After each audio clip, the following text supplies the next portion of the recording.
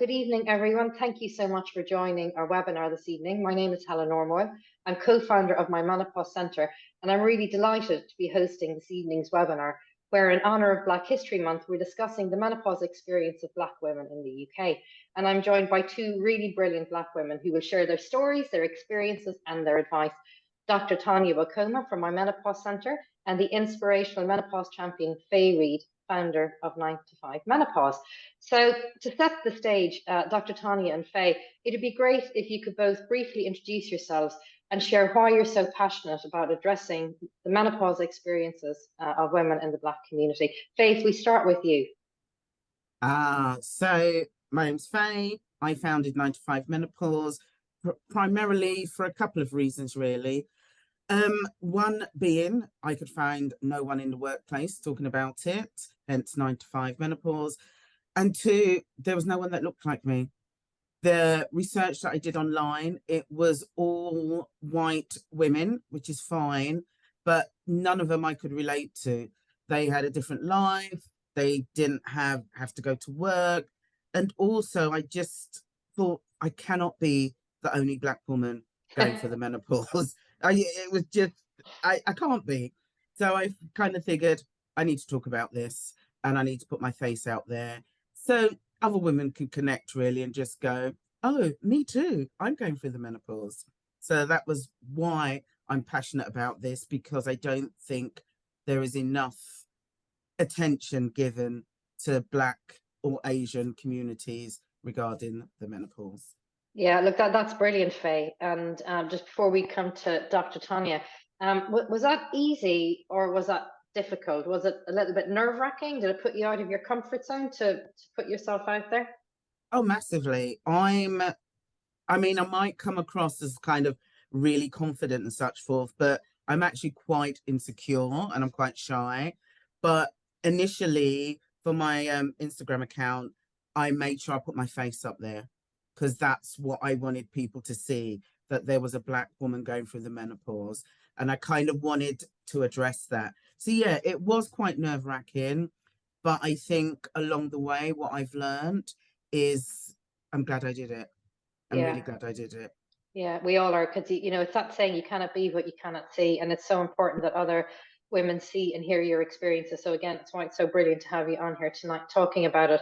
And Tonye, Dr. Tonye, we're so proud to work with you at my Menopause Centre. But what drives your passion for having this conversation? Apart from being a menopause doctor and expert, but there's an extra personal passion as well, isn't there? No, thank you, Helen. I'm delighted to be here with you and Fay. No, it's fantastic. I'm sure people come up to Fay all the time to say thank you for the work that she does. So that's the first thing. We need to break the stigma and the taboo that surrounds menopause. It is everywhere, but particularly in Black communities. And if we don't have these open conversations, if we don't raise the awareness, who's going to do it? So we just need to, not just for ourselves, but for the generations that come after us as well, Helen. And the other thing for me, particularly as a doctor, is we know that health disparities do exist, Helen.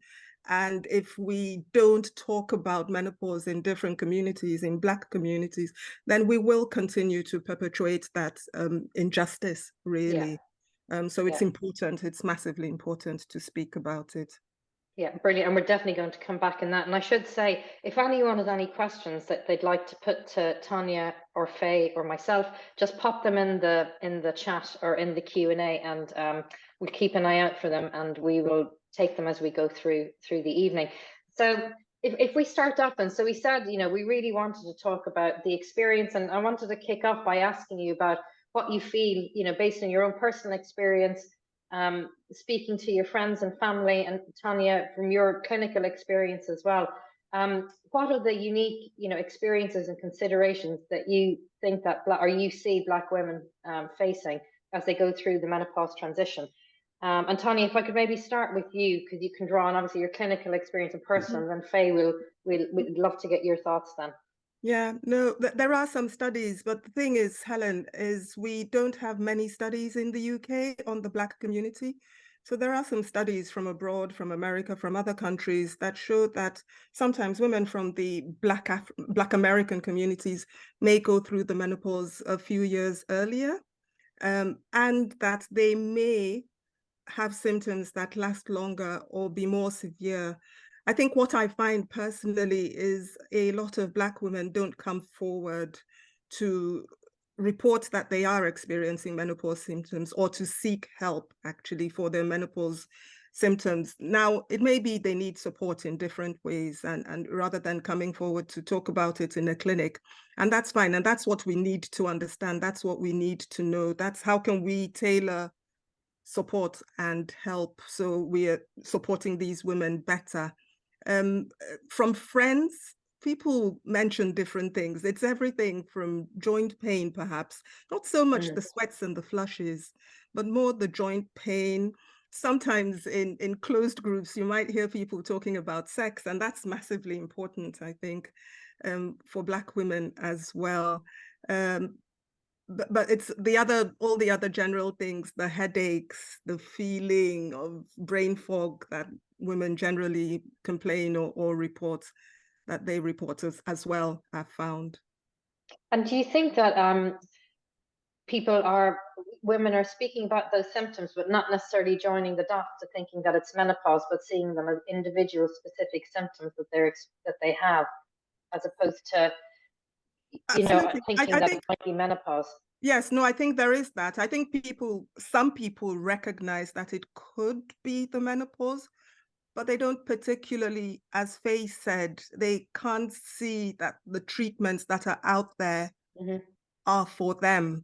They can't see that it's right for them. They don't want perhaps to use hormone replacement, which is often why a woman will come to a clinic, and they may well look for alternative. Even if they try it, they don't stay on it for very long.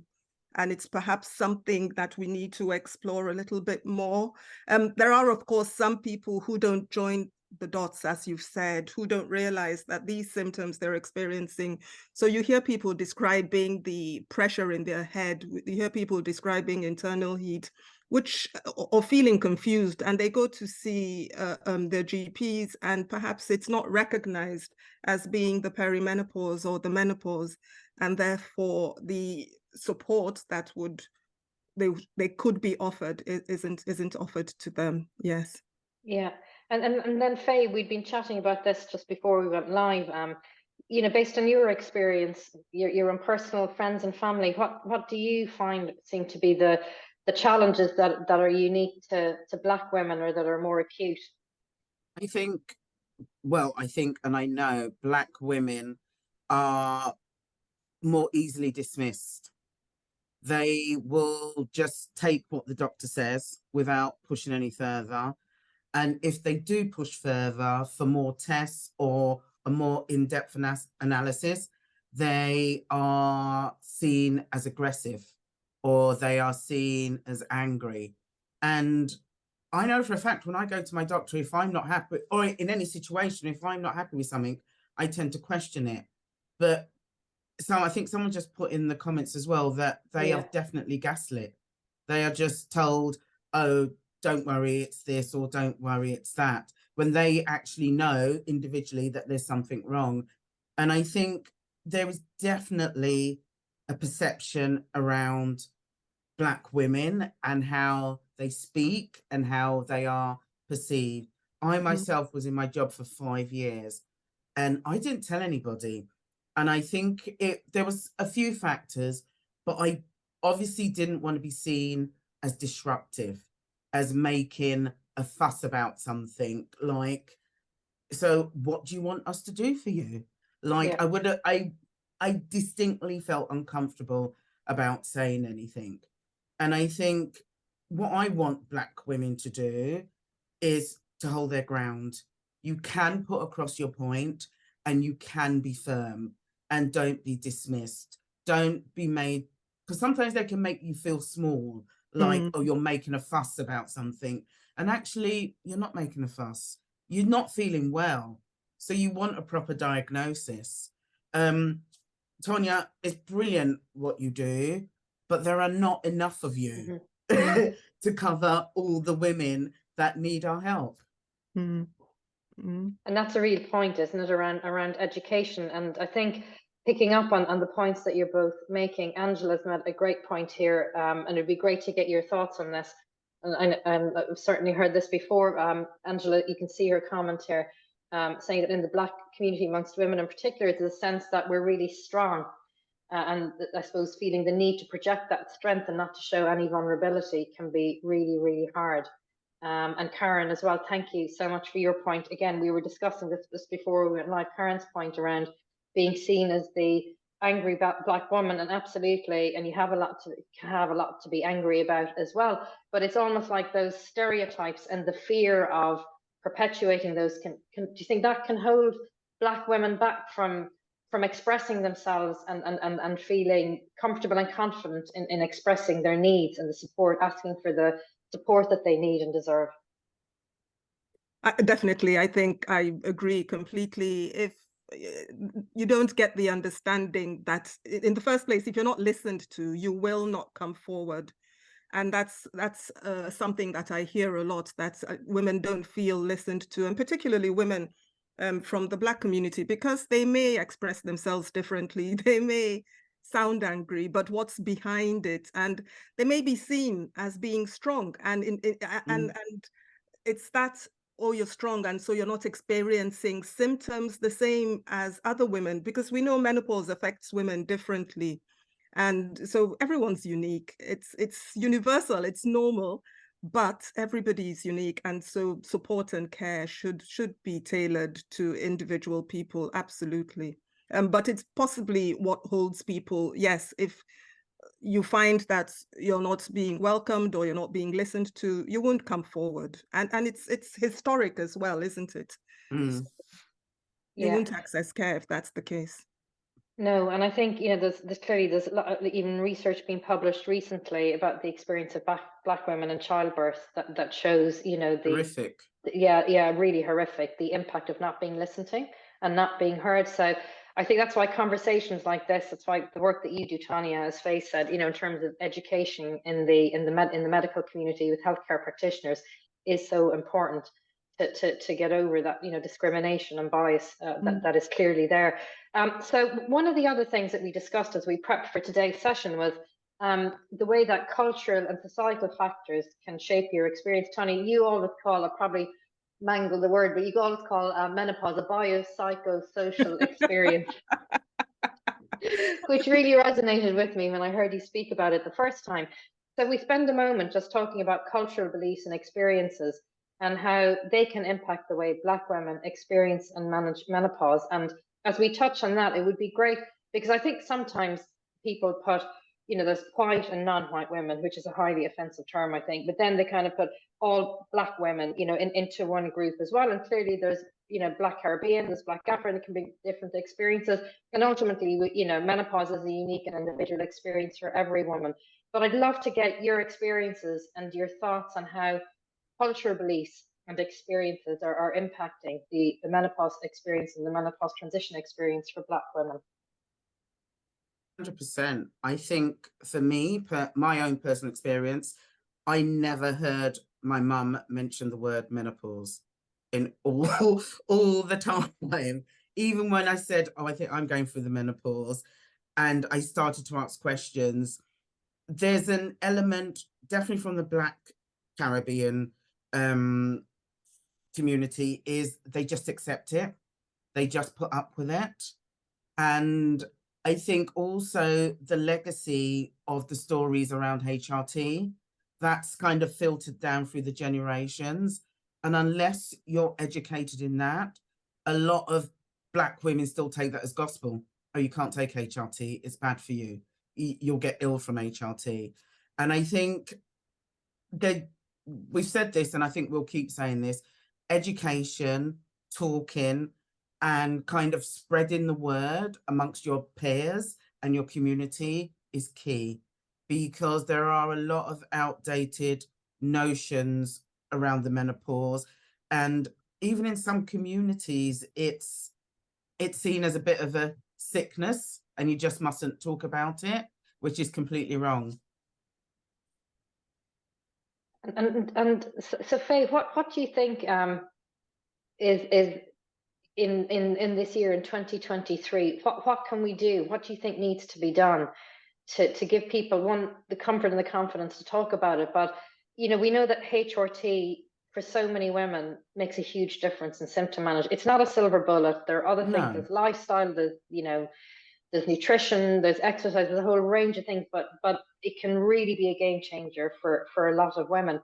So what more can be done to at least open people's minds to listen to the evidence about HRT, you know, and then people, you know, should feel empowered to do what's right for them. And Tonye, I'd love to get your thoughts on this too when Fay's come in. I think education is key, and I'm completely open. I've always said from the very beginning, I'm very much lean towards holistic or natural remedies. Those are my go-tos. However, at the point I did end up in my doctor's surgery, I was at breaking point. I was broken. And straight out the gate, she prescribed me HRT. She said, yes, sounds like the menopause. I was one of the lucky ones where my doctor listened to me, by the way. Very fortunate.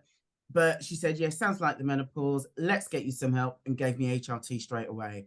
It's not something I would have considered. It's not something I went to her to ask for, if I'm honest. I just went to her because I was such a mess. But she gave me HRT, and I always say it's one of the best things I've ever done. It kind of gave me my life back, and I've educated myself on it. Because also when I went to my doctor, I thought it was just one tablet, literally just the one tablet that everybody took. And I was so surprised to realize there's tons of different tablets. There's tons of patches. There's other things, like I've got the Mirena Coil with estrogel. And I think it's important for people like myself who do champion the menopause to speak out, so other people are aware. They can see a Black female that has done HRT and it's worked for them. It's not for everybody, but my one thing I say to women is educate yourselves and don't suffer, because there's this perception of just like, oh, I'll just put up with it and suffer. I was like, no, life is for living. And this phrase I've used a lot this year is tomorrow is not guaranteed. So why suffer and then die unhappy? You could be living your best life right now. Like, how can you argue against that, Faye? Live your best life. I love it. Tonye, we speak a lot about, you know, culture. You know, why don't you talk? Maybe I'll leave it to you to talk about this expression biopsychosocial and how you think that impacts women's experience of the menopause. Absolutely. No, life is for the living. I love that. Yeah. Menopause, we know that menopause is affected, it has an impact on women. It has an impact on our physical, our emotional, our psychological well-being, and it's impacted by our culture. It's impacted by our mindset, as well as by our biology and hormones. And that's why every woman's experience is different. That's why it's a biopsychosocial phenomenon. And therefore, everybody needs to be treated differently. So like women in the Black African community, you need to take into account the spiritual aspect of it, the religious aspect of it, the psychological, what the community thinks. And it's that holistic picture, but absolutely recognizing that if this woman is of a certain age, she is likely to be perimenopausal and may need further support in understanding what it's about and what the options are. Because of course, as Fay said, Fay had the chance to talk about it with somebody and got the care that she needed and got the care that she required. That enabled her, empowered her to go back to look at what else she could do. I'm sure it didn't stop there. And that's why she's telling her story and talking and shouting out about the menopause, because absolutely we need to be open-minded when we go to the doctors. But of course, clinicians as well need to recognize there's this whole culture behind a woman that affects her beliefs and values and acceptance of certain options, interventions, treatments. Yeah, and look, the time is really flying by. We've got some great questions in here from Lucy and Ola, and we'll come back to them in just a moment. But they segue very nicely into, so we've stressed the importance of empowering yourself with, you know, the evidence-based information and advice. That's why we're having tonight's session. we talk a lot about taking, and we've spoken a lot about taking a holistic health approach. So Tonye, if we could start with you on this one, what general advice would you give people, you know, as they go through to prepare themselves for the menopause and the range of solutions available to manage menopause symptoms? Absolutely. We know, Helen, don't we, and Fay, that if women are prepared, they do enter the menopause transition and have a better experience. Lifestyle changes. Look at your diet, your exercise. If you're overweight, try to do something about it. If you smoke, try to cut down or reduce. Exercise is brilliant for helping with some of the symptoms of the menopause. Of course, people lack motivation, or they may have joint pain, and so that puts them off. But sometimes once you've done, you know, there's gentle exercises and you could start off really gently. Then, of course, there is the medicines that you could have. So you could have hormone replacement, or there are non-hormone alternatives depending on the symptoms that a woman presents with. So there's a whole range of things. And of course, within HRT, as Fay said, there's different HRTs. And that's why it's important to speak to somebody who's knowledgeable about the different options available and the ones that will suit them. There are some herbal remedies and other alternative treatments that are available out there, which can sometimes help. Things like hypnotherapy, acupuncture. There's evidence for cognitive behavior therapy. So there's a whole range of interventions in the, you know, that can be offered to women. And I think, and Tonye, just so you know, I've just put a link to our website into the chat, and I'm just going to put it in a link to the HRT. We have a ton of free information and advice on the website, and we're actually doing a free webinar, which we'll announce in a few days, on cognitive behavioral therapy and how it can help manage physical and psychological symptoms of the menopause. That will be on the 21st of November. But there's obviously, Tonye, we've spoken a lot about the inequality and the disparity in HRT prescribing. If we look at the data, is quite stark, isn't it, in terms of the level of HRT usage between Black women, women of colour, and white women. So obviously, really, and Fay, this touches on the point you were making around people not wanting to go down a medical route. Tonye, could you just maybe briefly explain for everyone just how most of the HRT that's available today is natural, it replicates your body. So if you can maybe just, I'm sure people are wondering if they're putting something artificial into their body. Yes, so estrogen is what the body is wanting back in the perimenopause and the menopause. And if a woman still has her womb, then she should have another hormone, the progestogen or progesterone, which is there to protect the lining of her womb. Now, the estrogen that's used in most HRTs nowadays will be estradiol, which is the body identical estrogen. And there is a body identical progesterone, micronized progesterone, which we can offer women. So like we've said, these are similar to the hormones in the body, but of course it's not one size fits all. We need to make sure that a woman has the right dose, it's effective for her, and it fits into her lifestyle, it's convenient for her. And it all depends on, there's lots of things we take into consideration, what her family history is like, what medical conditions she may have. But we often forget to talk about the benefits of HRT. I think that's important to get across. There are risks and it needs to be put into context, but we often forget to talk about the benefits, including things like management of symptoms that women experience, but it also helps to protect the heart and the bones if it's started at the right time. Yeah, and as Fay said, there are so many different types, and sometimes it's a bit of trial and error, isn't it? One mightn't work, but you keep working it till you find something that works for you. Fay, any thoughts from your own personal experience, friends, family, people you speak to when you go out and do events as well? Like when women say they don't want to take HRT, the first thing I will say to them is educate yourself. And there are many different types, as I've just said, but also they can look to change their diet. It's ironic, Black Caribbean, grew up on spicy foods. I can't touch spicy foods. It just brings on my hot flashes. Like, no more jerk chicken, no more curries. I'm like, what's happened? But I will have it. I know it's not fair. I will have it once in a blue moon, but I know that's going to affect me. So I just don't have it. Things like, I'm a big believer in exercise. Now, for me, I do weight training. Why? Because I read at the start of my menopause that it was important to build up bone density and weight training would be good. I was lucky enough to find a studio where they didn't make me feel uncomfortable. They made me feel welcome, and they've been patient with me, and I've improved as I've gone along. But I say to women, walk. Got a dog? Walk the dog. 20 minutes, 30 minutes twice a day. I know women that have taken up skateboarding in their 40s. Like, not for me, but find something you enjoy. Go swimming, do something. Any form of exercise is exercise, and that will help them. In terms of vitamins, things like magnesium, I use that to help me sleep still. And obviously that helps with my bone density. Things like black cohosh, I tried it, it wasn't for me.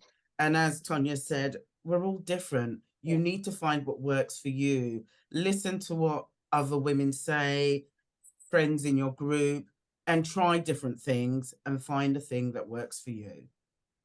Yeah, look, brilliant advice. And I've put in, I love that, skipping's great. Not if you have a leaky bladder, that's all I'm saying. It's like cures and Menopause and all that.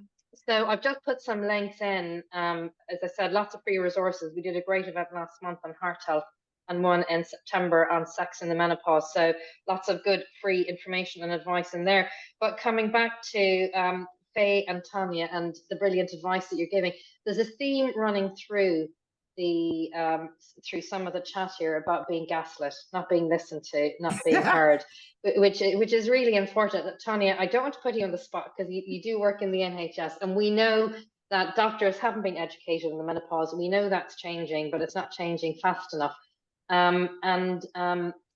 So I have put our menopause questionnaire, the link, it's free. I put it into the chat. One of the reasons Dr. Claire, Tonye, and the team created it is so you can take this into your GP appointment with you. But Tonye, what advice would you give to women who feel that they're just not being heard? How can they, with the utmost respect, really get their doctor's attention, though, and get them to listen? I tend to advise women to keep a diary, keep a journal. What's going on? What has happened? What's the trend? What have you tried? Do the research, as Fay has said.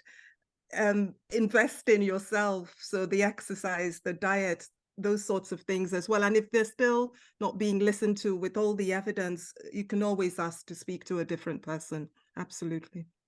Yeah, I think one of the things I've heard you say before as well is ask the receptionist which doctor is most interested in women's health and menopause and get their advice. And sometimes it can be a nurse. It's not always a doctor either, is it? So, but it's I always use the motto, and I can never remember who it's from. I think maybe L'Oreal. It's because you're worth it. It's like you've got to believe in yourself because you're worth it. You know, it's you do it. It's L'Oreal. Yeah, you do it for your friend. So it's like treating yourself like a friend, isn't it? And doing it for doing it for you. There's some other great questions and advice. I love this, Karen. Invest in a decent sports bra definitely helps. Yoga, meditation, absolutely. Breathing exercises are really good as well, can't they? They can be so helpful. They can be so helpful too to help manage stress. So I think we've got some great tips in here that everybody can see. A HRT question for you, Tonye. Are Everil Conti patches safe and body identical? So yes, they are safe. Before anybody's prescribed any kind of HRT, they'd have had a good medical assessment as to what is suitable for them. But patches are absorbed through the skin. That minimizes risks, mitigates against risks like clots and strokes. So they are brilliant if they work for that lady. Excellent.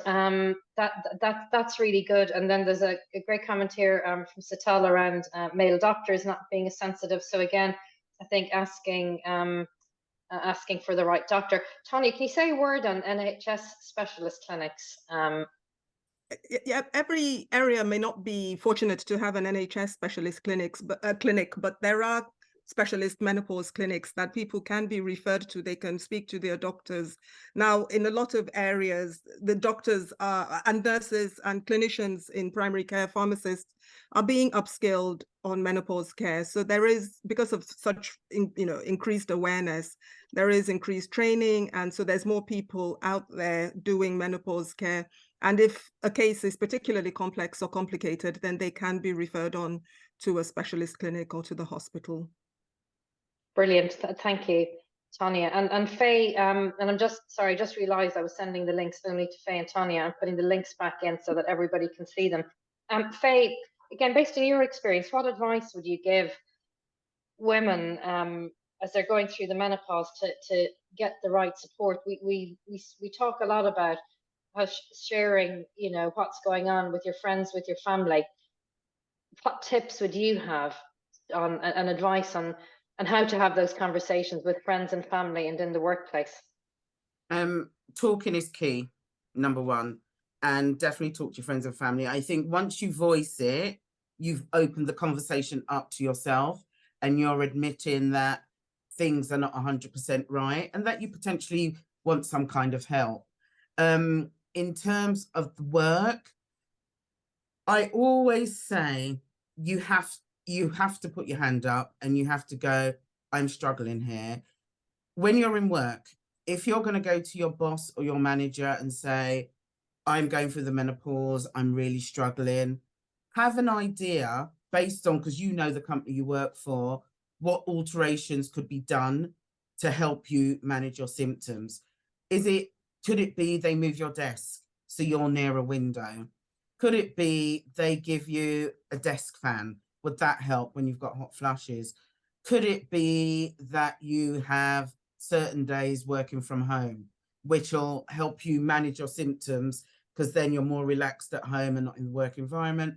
Could you come in later or leave earlier? Could you manage it that way? So always think of options you can give them to help you manage your menopause. Because if they're not versed in it or they have no awareness of it, they're just going to look at you and go, okay, what do we do? So if you go to them with options, you're meeting them halfway. I think that's really fantastic advice, and I've put more links in there, Fay, in support of what you're saying about the advice, for how to get the support at work, how to get support for friends and family. And I'm just putting in some links again in terms of, as we draw the conversation to a close, we're going over slightly, but and ending on a high and thinking about, for both of you, what are the really great things that have come out? I've just put in a link of the many inspirational women that we've spoken to. There's you, Fay, we featured your interview in our newsletter this week. It really is important to know, isn't it? This can be a great time in life as well. And we don't want, women coming after us dreading this time in life, being scared by all the clickbaity headlines that are there. So knowledge is empowering. We know that the research that we did shows that the more prepared you are, the better your experience will be. That's why we're having this conversation. So what are the positives that you've taken from the menopause? The positives I've taken, I think going and getting the help and getting HRT has truly changed my life. It's given me the confidence, because I had severe anxiety initially, which is why I ended up at my doctor's surgery. So I think it's just made me want to enjoy life, really, and just realize that I didn't have to suffer, and also that I'm helping other women. It's given me my voice to kind of stand up and go, hey, I'm going through the menopause. Yes, you can suffer and struggle with your symptoms, but it's not that bad. Get the education, get the help, and you can carry on living your life. We're living life longer these days. Why be miserable if you don't have to? Love it. Yeah, it is that thing, Fay, isn't it? Living your best life and enjoying it. And Tonye, your concluding thoughts. Yeah, I think it's an opportunity. The perimenopause and the menopause is an opportunity just to take that step back and just look at your whole life, isn't it? It's not, it starts with health, but often it's impacted by many, many other things. So what else can you do that will make your life better? As Faye says, because we need to live our best lives. Absolutely. So I think menopause is an opportunity. Perimenopause is an opportunity. Yeah, brilliant. Well, look, we've run for almost 40 minutes. So that was brilliant. It's been absolutely fantastic speaking to you both. You're both so inspirational and so knowledgeable. As you can see, there's been great engagement. And if people are interested, we could maybe have another session again in the new year, talk about different themes and topics. So anyone on the call this evening, drop us a line at hello@mymenopausecentre.com. We will be putting the video on the website. We'll share a link to it to everyone who's signed up. We'll put in all the links that we shared this evening as well, so that you have them in place. Just keep an eye out for the email. So Fay, thank you so much as ever. It's a pleasure to see you. Tonye, thank you so much. Of course, if people want to see Dr. Tonye, I put a link into her bio on her website. It is possible to book an appointment to see her. She is an amazing doctor, a great colleague and a great friend. Thank you very much, ladies. Really appreciate it. And thank you all very much for joining, for your brilliant questions and comments. Really appreciate it. Take care and happy Halloween. Thank you. Bye, Cheers. folks. Take care. Bye-bye. Bye.